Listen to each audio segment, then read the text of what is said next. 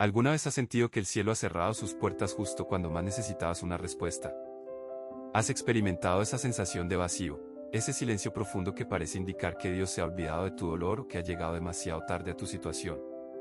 Todos, en algún momento del camino, nos hemos encontrado frente a una tumba cerrada, llorando por algo que amamos y que parece haber muerto definitivamente. Podría ser un sueño, una relación, la salud o incluso la esperanza misma. Sin embargo, hay un relato en las Sagradas Escrituras que tiene el poder de transformar nuestra percepción del tiempo de Dios y de su soberanía sobre la vida y la muerte. Hoy vamos a sumergirnos en uno de los momentos más conmovedores, profundos y reveladores de todo el Nuevo Testamento. Vamos a caminar por las calles de una pequeña aldea llamada Betania para ser testigos de un acontecimiento que desafió las leyes de la naturaleza y reveló la gloria de Dios de una manera sin precedentes. Nos referimos a lo narrado en el capítulo 11 del Evangelio según San Juan. Este no es solo un relato sobre un milagro antiguo, es una cátedra magistral sobre la fe, la espera, el amor divino y el poder absoluto de aquel que tiene las llaves de la vida. Te invito a que te prepares, a que respires profundo y abras tu corazón, porque lo que estamos a punto de explorar podría ser la respuesta que tu alma ha estado buscando durante tanto tiempo. Para comprender la magnitud de lo que ocurrió en Juan capítulo 11, primero debemos situarnos en el entorno. Betania era una aldea humilde, situada a unos 3 kilómetros de Jerusalén, en la ladera del Monte de los Olivos. Era un lugar de descanso, un refugio para Jesús en medio de la creciente hostilidad de los líderes religiosos de la capital. En este pueblo vivía una familia muy especial para el Maestro, 3 hermanos llamados Marta, María y Lázaro. La Biblia nos deja claro que entre Jesús y esta familia existía un vínculo de amor genuino y profundo. No eran simplemente seguidores distantes, eran amigos íntimos. Jesús solía hospedarse en su casa, compartía su mesa y, en ese ambiente hogareño, encontraba un respiro para su alma. Marta era la mujer de acción, siempre preocupada por los detalles y el servicio. María era el alma contemplativa, aquella que sabía detenerse para escuchar la voz del Señor, y Lázaro era el hermano amado, cuya presencia completaba aquel círculo de afecto. Sin embargo, la tragedia no respeta las puertas de aquellos que aman a Dios. Un día, la enfermedad golpeó con fuerza al hogar de Betania. Lázaro, el pilar masculino de la casa, cayó gravemente enfermo. Las hermanas, movidas por la angustia pero también por una fe inquebrantable en el poder de su amigo, enviaron un mensaje urgente a Jesús, quien en ese momento se encontraba al otro lado del río Jordán, a unos 2 días de camino. El mensaje no fue una exigencia, sino un susurro de amor: Señor, aquel a quien amas está enfermo. Nótese la delicadeza de la petición, no le dijeron, ven rápido, o sánale ya. Simplemente le presentaron la necesidad, confiando en que el amor de Jesús se activaría de inmediato. Pero aquí es donde la lógica humana y la lógica divina comienzan a chocar. Cuando Jesús recibió la noticia, su reacción fue desconcertante para quienes lo rodeaban. En lugar de salir corriendo hacia Betania, declaró que esa enfermedad no terminaría en muerte definitiva, sino que serviría para manifestar la gloria de Dios y para que el Hijo de Dios fuera glorificado a través de ella. Y lo más impactante de todo, como nos dice el texto sagrado de Juan 11, es que a pesar de que Jesús amaba profundamente a Marta, a su hermana y a Lázaro, decidió quedarse 2 días más en el lugar donde estaba. Este detalle es crucial para nuestra propia vida de fe. A veces, el amor de Dios no se manifiesta en una respuesta instantánea, sino en una espera estratégica. Jesús no se demoró porque fuera indiferente, ni porque estuviera demasiado ocupado. Se demoró porque tenía un propósito más grande que la simple curación de una enfermedad. Él estaba preparando el escenario para una revelación que cambiaría la historia para siempre. Mientras tanto, en Betania, el tiempo corría. Imagina la angustia de Marta y María viendo cómo la vida se le escapaba a su hermano, mirando hacia el camino con la esperanza de ver la silueta del Maestro en el horizonte, solo para encontrarse con el polvo del camino y el silencio del atardecer. Finalmente, lo que tanto temían sucedió: Lázaro murió. Para cuando Jesús finalmente decidió regresar a Judea, la situación parecía irremediable. Sus discípulos tenían miedo, pues sabían que en esa región los enemigos de Jesús buscaban apedrearlo. Pero el Maestro les habló de caminar en la luz y les dijo con claridad que Lázaro se había dormido y que él iba a despertar. Al principio, los discípulos no entendieron la metáfora, pensando que se refería al descanso físico, hasta que Jesús les dijo abiertamente: Lázaro ha muerto. Y añadió algo que debió sonar extraño en sus oídos: me alegro por ustedes de no haber estado allí, para que crean. Jesús ya estaba viendo el final de la historia, mientras los demás solo veían el final de una vida. Cuando Jesús llegó a las afueras de Betania, se encontró con un panorama desolador. Lázaro ya llevaba 4 días sepultado. En la tradición judía de la época, se creía que el alma rondaba el cuerpo durante 3 días, pero al 4.º día, cuando la descomposición ya era evidente, no había esperanza alguna de retorno. La muerte era absoluta. El ambiente estaba cargado del llanto de los amigos y vecinos que habían venido de Jerusalén para consolar a las hermanas. El luto era pesado, denso, cargado del aroma del incienso y el sonido de los lamentos. Marta, al enterarse de que Jesús se acercaba, salió a su encuentro. María, en cambio, se quedó en la casa, sumergida en su dolor. El encuentro entre Marta y Jesús es uno de los diálogos más profundos de la Biblia. Marta, con una mezcla de reproche y fe, le dijo: Señor, si hubieras estado aquí, mi hermano no habría muerto. Es la frase que muchos de nosotros hemos pronunciado en la oscuridad. Señor, si hubieras intervenido, este negocio no habría quebrado. Si hubieras respondido, mi familia no se habría destruido.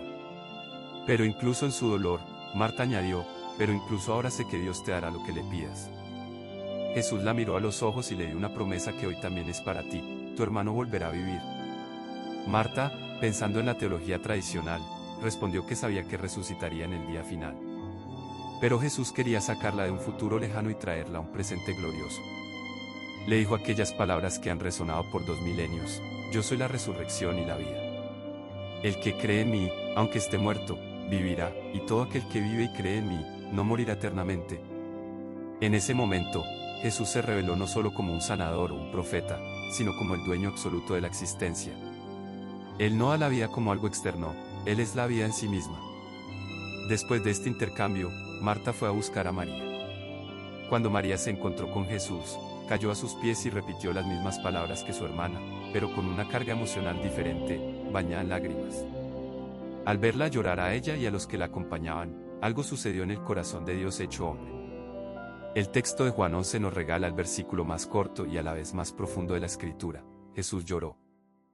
Es vital detenernos aquí. Porque lloró Jesús y sabía que estaba a punto de resucitar a Lázaro. Lloró por compasión. Lloró porque sentía el peso del dolor humano. Lloró porque la muerte es un enemigo intruso que no formaba parte del diseño original de Dios para la humanidad.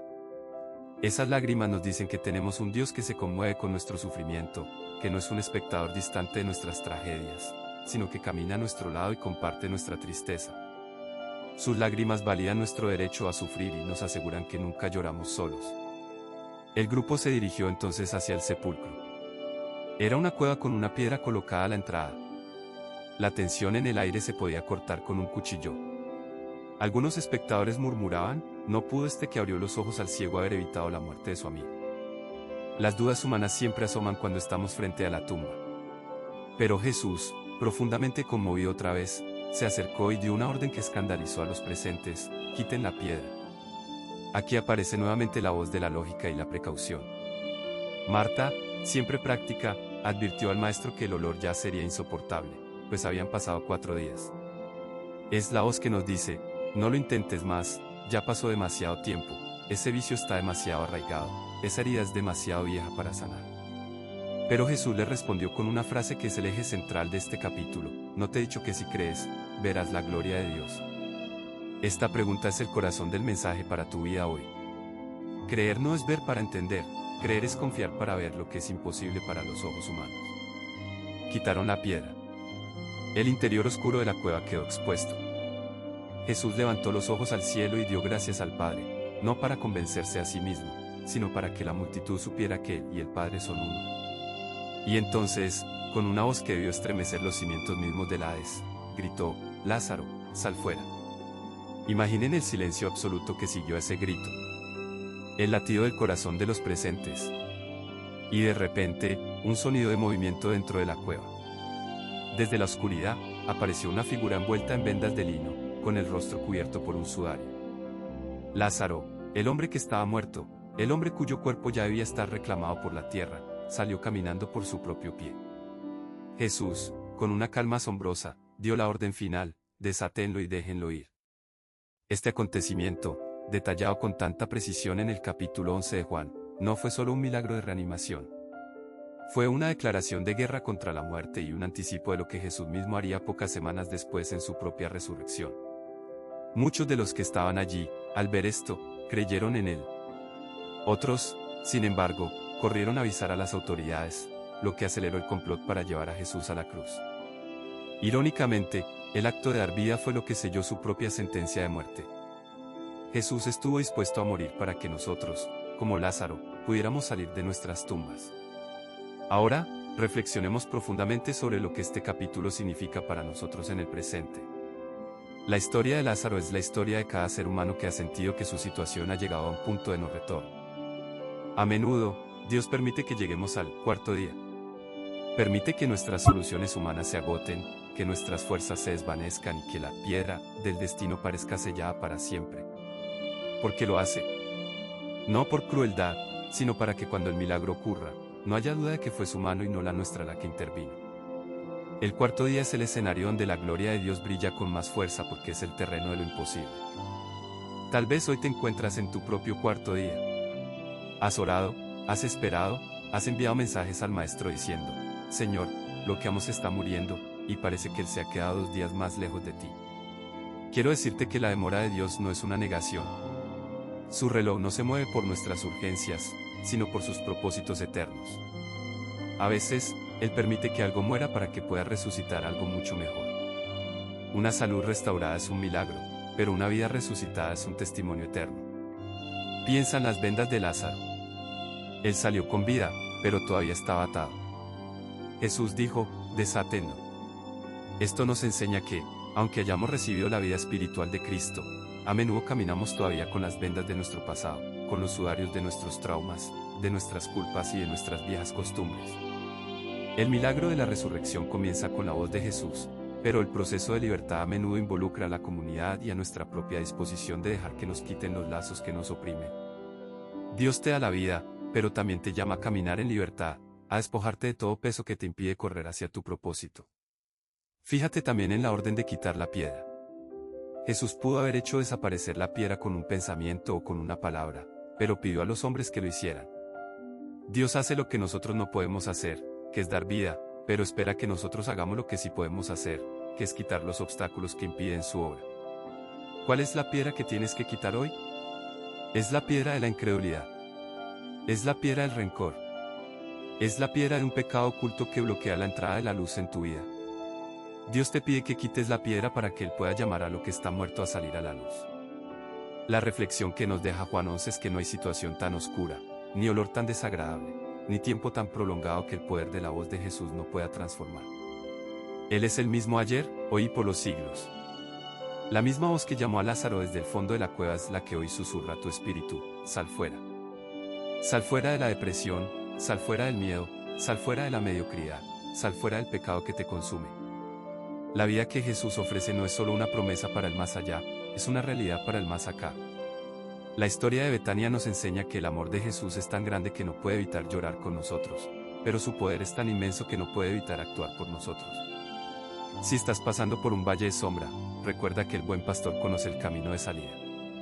No te desesperes si el maestro parece tardar, Él nunca llega tarde, Él llega siempre en el momento perfecto para que su nombre sea glorificado en tu vida. Marta aprendió que Jesús no era solo un concepto teológico, sino una realidad presente. María aprendió que sus lágrimas tenían valor ante los ojos del Salvador. Lázaro aprendió que la muerte no tiene la última palabra cuando el Creador de la vida está presente. Y hoy, tú y yo somos invitados a aprender estas mismas lecciones. La fe no se trata de entenderlos porque es de Dios, sino de confiar en Él, quien, de Dios. Si sabemos quién es Él, podemos descansar incluso cuando no entendemos lo que está haciendo. Dios es un experto en restaurar lo que el mundo ha dado por perdido. Para la medicina de aquel tiempo, Lázaro era un caso cerrado. Para la religión, era un cuerpo impuro. Para sus hermanas, era una pérdida irreparable. Pero para Jesús, Lázaro era solo un amigo que dormía y que necesitaba ser despertado para mostrarle al mundo que el reino de Dios ha llegado. Tu situación puede parecer un caso cerrado para los bancos, para los médicos o para la sociedad, pero para el Rey de Reyes, tu situación es simplemente la plataforma para un nuevo milagro. Imagina por un momento cómo fue la cena en la casa de Betania esa noche después del milagro. Imagina el rostro de Lázaro, la alegría de Marta, la adoración de María.